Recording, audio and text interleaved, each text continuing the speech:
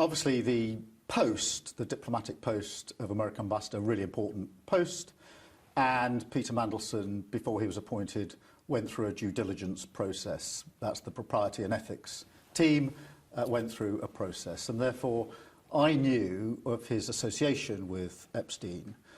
But had I known then what I know now, I'd have never appointed him.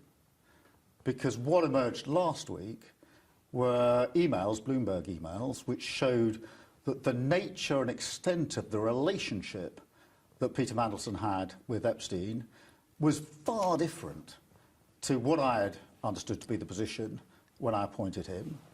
On top of that, what the email showed was he was not only questioning, but wanting to challenge the conviction of Epstein at the time. That, for me, went and cut across the whole approach that I've taken on violence against women and girls for many years, and this government's approach.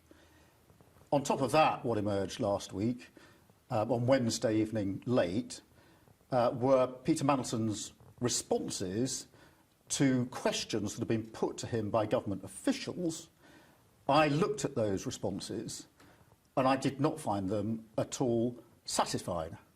And therefore, on the basis of those three things, the nature and extent of the relationship being far different to what I'd understood to be the position at the point of appointment, the questioning and challenging of the conviction, which, as I say, goes to the heart and cuts across what this government is doing on violence against women and girls, and the unsatisfactory nature of the responses from Peter Mandelson last week to the inquiries that made of him by government officials, I took the decision to remove him.